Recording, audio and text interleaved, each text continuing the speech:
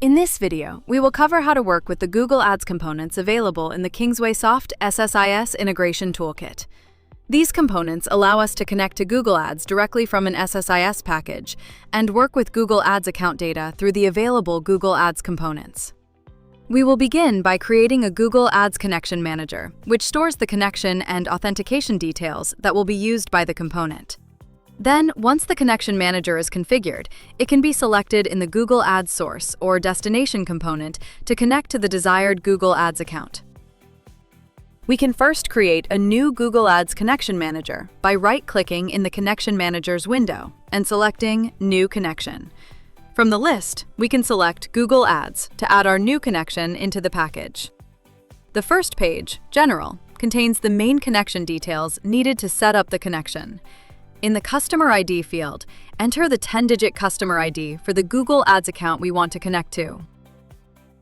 Under Google Ads API version, we can choose which supported version of the Google Ads API the connection should use. In most cases, we can leave this as default, which uses the most recent supported version. We can also select a specific version if the package needs to remain on a particular Google Ads API version. Next, under Authentication mode, we can select from the available authentication options. In this video, we will use authorization code as the main authentication option. This mode involves working with an existing token if one was already created, or generating a new token using the Generate Token File button.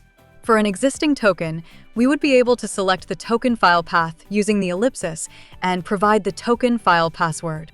Once we open the OAuth configuration and sign-in window, we can select the app type. The KingswaySoft app option can be used for quick testing, while My Own app allows us to provide the details from our own Google Cloud application and is recommended for production use. If we select My Own app, we can provide the client ID, client secret, and redirect URL from our own Google Cloud application. The scope is provided by default for Google Ads API access, but this is an editable field that can be adjusted if required. In the Additional Info section, we also need to provide the developer token. This token is required when working with the Google Ads API. To find the developer token, log into Google Ads using a manager account. From the left side menu, open Admin, then select API Center. On the API Center page, the developer token can be found under API Access. We can select View Token, copy the token, and then return to the OAuth configuration and sign-in window in Visual Studio to paste the token. If the Use Default Browser to Sign In option is enabled, the sign-in process will open in the default browser on the machine. When unchecked, the authentication process will be completed inside the toolkit.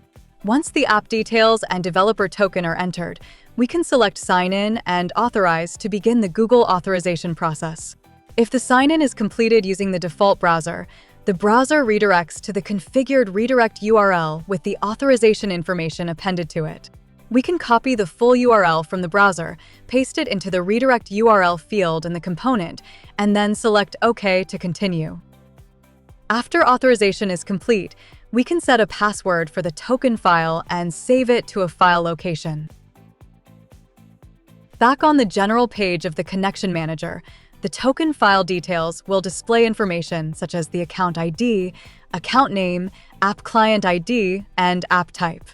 The second authentication mode is Service Account for server-to-server authentication. This option can be used when we want to authenticate using a service account instead of signing in as an individual user. In this mode, there are two key file types we can select: JSON or P12. If JSON is selected, we can provide the JSON key file path. Once the file is selected, the service account and client ID details will be populated. If P12 is selected, we would need to provide the service account. The certificate location can be set to Store, which is recommended, or File System. If Store is selected, the certificate thumbprint can be entered manually or selected using the certificate chooser. If File System is selected, the path to the certificate can be provided. The certificate password would also be entered here. In the second page, Advanced Settings, we can enter proxy and miscellaneous settings. The proxy server setting is set to No Proxy by default, but we may manually enter the proxy server address, username, and password as required,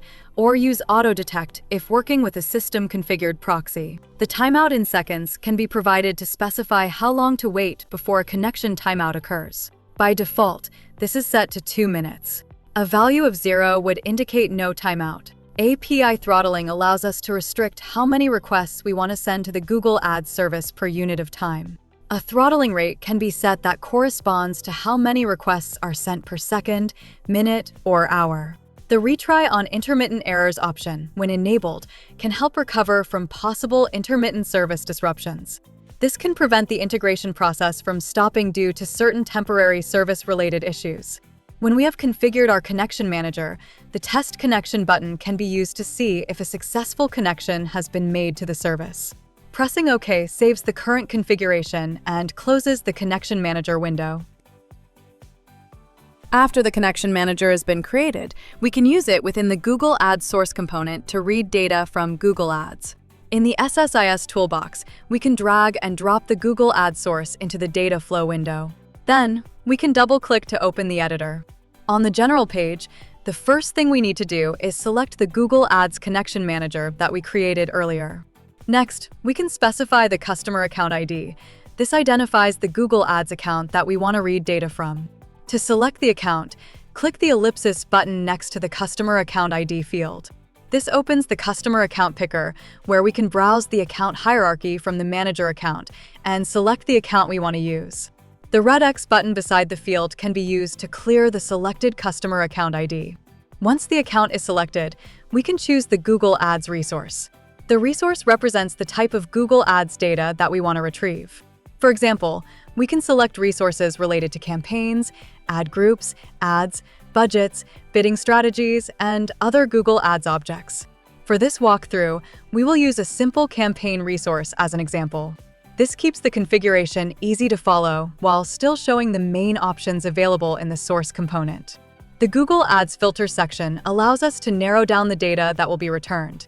To add a filter, we can select a field, choose an operator, and then provide a value for the condition. The available operators depend on the field that is selected.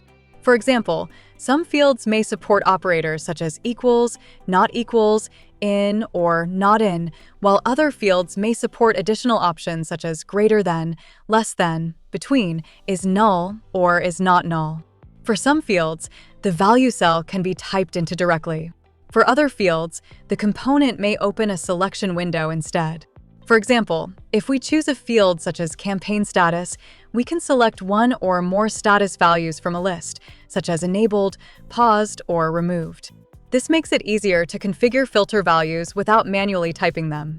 The Google Ads Sort section allows us to control the order of the returned records. We can select a field to sort by, and then choose ascending or descending order. For example, we could sort campaign records by campaign ID in ascending order. The Maximum Records option lets us limit the number of rows returned by the source component. This can be helpful during testing when we only want to retrieve a small number of records. A value of 0 can be used to read all available records. Over in the Columns page, we can see the fields available for the selected Google Ads resource. The checkbox at the top of the grid can be used to select or deselect all fields, or we can choose individual fields that we want to include in the output. Each field also shows its data type, which helps us understand how the selected Google Ads fields will be returned through the SSIS data flow. We can also click on a data type to toggle through the available options. For example, an nvarchar field may allow us to switch between different text lengths or compatible text data types, depending on the field. The Hide Selected Fields and Hide Unselected Fields options can be used to narrow down the list while configuring the output columns. The Find box can also be used to quickly search for a specific field. The Refresh Component button can be used to refresh the component metadata based on the current configuration. The FX icon allows us to dynamically set expressions for available properties in the component, and the documentation icon can be used to generate metadata information for the configured component. When we are finished with the configuration, we can click OK to save the source component. The Google Ads source output can then be connected to a downstream component in the data flow, such as a destination component, depending on how we want to use the retrieved Google Ads data. After reviewing how to read data using the Google Ads source component, we can also use the Google Ads destination component to write data to Google Ads. In the SSIS toolbox, we can drag and drop the Google Ads destination into the data flow window. Then, we can connect an upstream component to the destination and double-click to open the editor. On the General page, the first thing we need to do is select the Google Ads Connection Manager that we created earlier. Next, we can specify the customer account ID. Similar to the source component, we can click the ellipsis button next to the customer account ID field to open the account picker and select the Google Ads account we want to write data to. The red X button beside the field can be used to clear the selected account. After selecting the account, we can choose the resource. The resource represents the type of Google Ads object that we want to write to, such as campaigns or other available Google Ads resources. Next, under Action, we can choose the operation we want to perform for the selected resource. The available actions may vary depending on the selected resource. The batch size option controls how many rows are sent to Google Ads in each service call. In this example, the batch size is set to 100. We can adjust this value based on how we want to group the rows being submitted. A value of 0 can be used to send all rows in one service call. On the Columns page, we can map the columns coming from the upstream component to the corresponding Google Ads fields. The input column shows the available columns from the data flow, and the Google Ads field column shows the field in Google Ads that each value will be written to. We can manually select an input column for each Google Ads field, or use the Map Unmapped Fields button to let the component try to map fields automatically by matching names from the upstream input columns. If we need to start over, the Clear All Mappings button can be used to remove the current mappings. The Data Type column shows the expected data type for each Google Ads field. This helps us confirm that the values coming from the upstream component match the type expected by the destination component. The Hide Mapped and Hide Unmapped options can be used to narrow down the mapping list while configuring the component. The Filter box can also be used to quickly search for a specific Google Ads field. The Unmap column can be used to remove a mapping from a field. If a field is currently unmapped, this option can also be used to map it by matching the Google Ads field name with an available input column. On the Error Handling page, we can choose how the component should respond if an error occurs while writing rows to Google Ads. The first option is Fail on Error. With this option, the component stops when an error occurs. The second option is Redirect Rows to Error Output. This allows rows that fail to be sent to the error output for further processing or logging, while successful rows can continue through the default output. The third option is Ignore Error. With this option, the component ignores the error and continues processing. The Error Handling page also includes an option to enable newly created resource name for the default output. This can be useful when creating records because it allows the component to return the resource name for newly created Google Ads records. The Refresh Component button can be used to refresh the component metadata based on the current configuration.